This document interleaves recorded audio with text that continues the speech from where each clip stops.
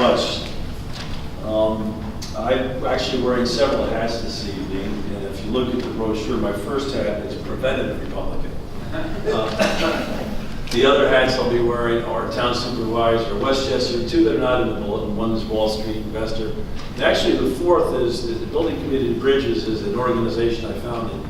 But the parent organization is called One Road United in Virtues. And as we've listened to the speakers tonight, one thing is absolutely clear, absolutely fundamentally clear. There is no single nation state on the planet Earth that can solve this problem. And so I set up my charity coming out of the Kennedy School of Government to try and promote improved global cooperation, improved global governance. And basically, I'm pleased to say we're in now 33 schools. It's a global character education program that we're doing with children from 8 to 18. So I think that, we'll talk a little bit about that some more. And what Tabby asked me to do was basically briefly summarize what some of the other speakers have said, and then I'll basically look at what they've said in wearing my four different hats. So Tabby was clear. CO2 emissions are on the rise. Natural catastrophes are continuing to come our way, and the UN system has not been able to solve that problem, in spite of the challenges. So he asked us, do we need a Pearl Harbor moment? Do we need a Pearl Harbor moment? Well, I have to say, I ran for Congress actually. I don't know if I'm a well-known New York State Republican, but I did run for Congress in 2012 and was soundly defeated. Now, the thing is, the reason I ran is the fiscal debt problem. In my view, the United States is bankrupt. My view, the U.S. federal government is run worse than the town of Rye that I inherited, which was completely a catastrophe when I took over. Why? The U.S. federal government doesn't even produce audited financial statements. And the financial statements that they do provide are on a cash accounting basis. The real debt of the United States is $200 trillion. That was the reason I ran. And what's interesting are the parallels. As my friend said, people are never really going to deal with the debt problem in the United States until we have a catastrophe. The same Pearl Harbor phenomenon. So I think there's a real sort of interesting parallel to the climate change problem and sustainability problem as well. And the other thing that's happening, we're stealing our children's future. Don't tell me you care about your children. Don't fix the entitlement problem in the United States. Don't tell me you care about your children and do nothing about climate change. That's just not an honest way to look at it. So what does Tabby call for? He talks for a paradigm shift. We need a new global paradigm shift. And obviously this time at the United Nations is very helpful in terms of getting to think about improved global governance. So I completely agree with that. Our keynote speaker tells us we need 4 planet Earths. 4 planet. I think he's being conservative. If you read Jared Diamond's book Collapse, Jared Diamond talks about 11 planet Earths. 11 planet Earths is what we need. Why is that? In many ways, the problem we have is a problem of success. Success. If everybody in China decided that they wanted to consume the same way we do in the West, you'd need 2 planet Earths, according to Jared Diamond. And if all 7 billion people wanted to consume the same way we do in the West, we need 11 planet Earths. So between 4 and 11, it doesn't make a difference. We don't have enough. Now, how do you then meet again that development conundrum? I think the second or third last slide from Joni really interesting. How much energy are we consuming? How much energy are we consuming in the West? And how much are we prepared to sacrifice? Now, how are we going to all race through that narrow doorway, all 7 billion, and develop the way we need to? So I present some interesting problems. Now, he also, Joni presents what I thought very interesting and hopeful solutions. As a representative or preventative Republican, none of those, I would be fully supportive of all those market-based solutions. But he has some terrific solutions. I'm not as familiar as I'd like to be on the SO2 solution, but it sounds to me that's a wonderful way to take things forward. Now again, one of the important things here, there's a lot of debate in the US press, and one of the things I hate about this whole Republican-Democrat divide is we've lost the capacity to have adult conversations. Let's have real conversations. I agree with that, maybe you're right on that point. Well, one of the places we've lost is the amount of government. There's a lot talking about how much government. For me, the issue isn't how much government. The question is good governance. We're going to need really strong, good regulatory institutions if we're going to deal with this increasingly complex world. And so we're going to need improved governance, and it can't just be U.S. governance. It can't be Finnish governance. It can't be Scandinavian governance. It's got to be global governance. So we basically have to find ways to come together to dramatically improve the way we manage the planet. In my view, the defining challenge of our age is to recognize we share a common fate on a crowded planet.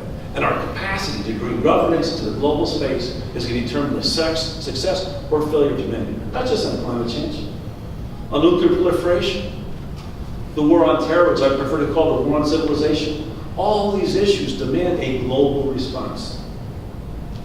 And I think that Julie put forward a number of very attractive solutions. And I think the most optimistic talk we heard this evening was from Michael. And I'm pleased to hear that there are so many good initiatives taking place here in the United States.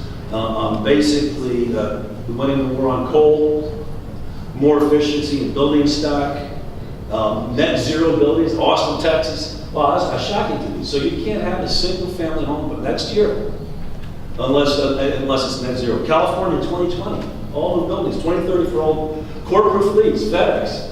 You see, I think when I first met Tapio, Tapio came to speak to our charity. And as I began to really fully understand climate change. So what Tapio said, look, let's not rely on, let's hope that Paris works out well. Let's hope it does not wait for them to do something. Let's work, we can network and begin to bring people together. So I'm thrilled to hear that the private sector is beginning to respond and that kind of thing. Now, in terms of to the four hats I wear, as a Republican, I don't know if there's a Republican view on climate change. I know there's a number of naysayers. Obviously, that's disappointing to me that people would deny those kinds of things. But at the end of the day, the Republican Party is a big party. I'm working very hard in Westchester County to have the Republican Party have its own voice. I'm tired of Mississippi telling me what I ought to think. So I think the Republican Party is a broader thing. And one thing I would say though, I don't think it's helpful to demonize. I think ultimately if we're going to find solutions, we need to work together. And we were talking yesterday again with Joni, and he was talking about his experience in Helsinki, which is fascinating, which we shared yesterday in Westchester. And what was interesting, when you said we're going to shut down coal plants, it didn't sell as well when he said we want to make Helsinki the clean tech capital of Europe. We want to make Helsinki just as carbon efficient as Stockholm are, make competitive. We want to pull our community together to create economic activity and take advantage of these opportunities. Well, when you sell it like that, maybe you can get some Republicans on board. So that's my Republican hat. Yesterday, I can't thank Tapio and Joni yesterday enough. We have a monthly town supervisor lunch. And they very kindly came and made a presentation. Now, Westchester is a little bit provincial, the United States is a little bit provincial, so I wasn't sure how, my town supervisor lunch was going to respond to two Finnish people coming in and tell them that they're messing up on climate change. And actually, the lunch went far better than I ever anticipated. We're about 12 supervisors, half sort of knew what was going on, half did. What was interesting, though, was the grassroots movement. And Helly, I want to thank you really for framing today's discussion, because you gave us a wonderful poem from John Reed, Powerless and Powerful. And hopefully by the end of the evening, we're thinking powerful.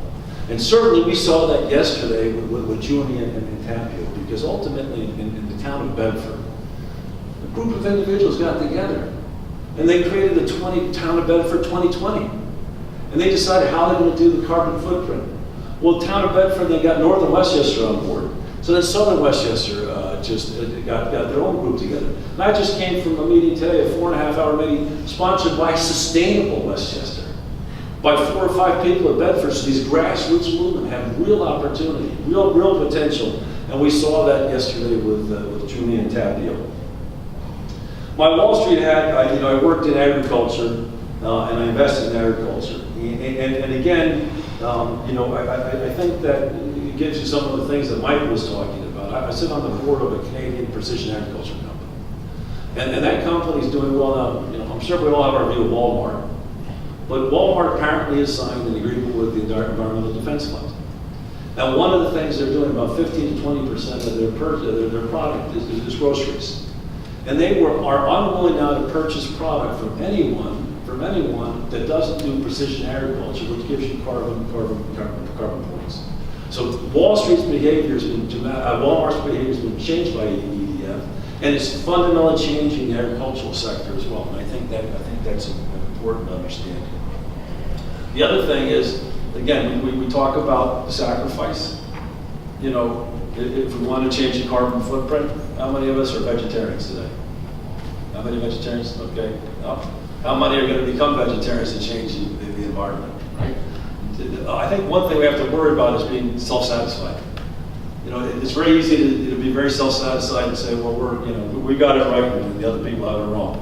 But one thing that I can tell you is having invested in agriculture, so 70% of caloric intake is basically from row crops, soy, wheat, and corn. And they're the big users of water. They use about 7% of the planet's water resource. So, and what happens is if you want to produce red meat, you need 8 tons of grains to produce 1 ton of meat. Well, if everybody gave up vegetarianism, the demand on water resource would be dramatically reduced.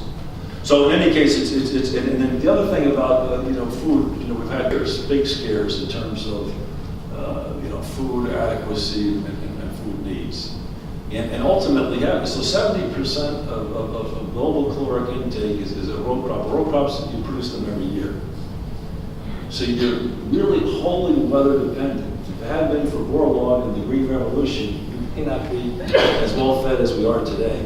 But again, it's a delicate system in desperate need of global governance, in desperate need of global cooperation, in desperate need to assure, especially with climate change coming down the road.